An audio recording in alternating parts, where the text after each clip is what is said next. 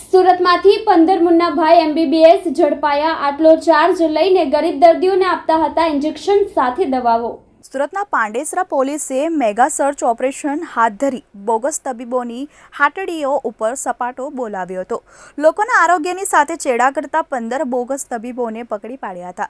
તેમની પાસેથી અલગ અલગ ઇન્જેક્શન, સિરપ મળી કુલ ₹59,000નો મુદ્દામાલ કબજે કરવામાં આવ્યો હતો।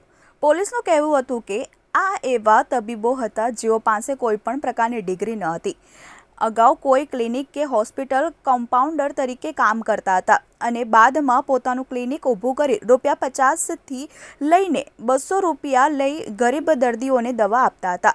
મેગા સર્ચ ઓપરેશન હાથ ધરવામાં આવ્યું હતું।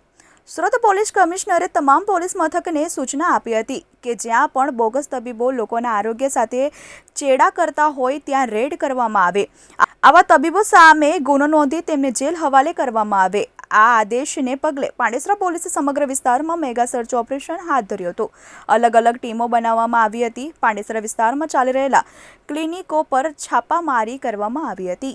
સુરત શહેરમાં મહેરબાન પોલીસ કમિશનર સાહેબને કેટલીક બાતમી હકીકત અને ઇન્ફોર્મેશન મળેલ કે સુરતમાં છૂટાછવાયા ગેરકાયદેસર ડોક્ટરો પોતાની હાટડી ખોલીને પ્રેક્ટિસ કરે છે, જેના ભાગરૂપે સાહેબે સૂચના આપતા સેક્ટર 2 સાહેબ અને ઝોન 4 શ્રી વિજય ગુર્જર સાહેબના માર્ગદર્શન હેઠળ અમો તથા પાંડેસરા ટીમે બમરોલી રોડ પર તથા વડોદ ગામમાં સર્વે કરેલ, જેમાં કેટલાક તબીબો નકલી હોવાનું તથા પોતે અગાઉ કોઈ પ્રેક્ટિશનર ડોક્ટરને ત્યાં પ્રેક્ટિસ કરી હોય અને પટાવાળા તરીકે કામ કરેલો હોય અને કામ કર્યા બાદ પોતાનું ક્લિનિક ખોલીને બેસી ગયેલાની હકીકત જણાવેલી, જે વેરીફાઈ કરતા SMCની ટીમ સાથે રાખી અને ડોક્ટરોને વેરીફાઈ કરતા 15 ડોક્ટર ખોટા હોવાનું પ્રાથમિક રીતે મળી આવે।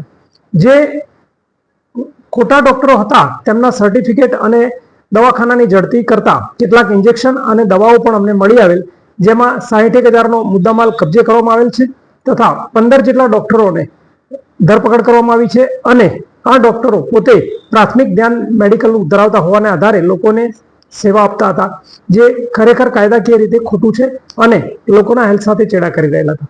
જેના ભાગરૂપે પાંડેસરા પોલીસ ટીમ તથા મ્યુનિસિપાલિટીની સંયુક્ત ટીમે ગઈકાલે 15 ડોક્ટરોને એરેસ્ટ કરી કાયદેસરની કાર્યવાહી કરેલ છે અને ફરીથી તે લોકો આ પ્રકારનો વ્યવસાય સાથે ન જોડાય તેની ખાતરી પણ લેવામાં આવેલ છે।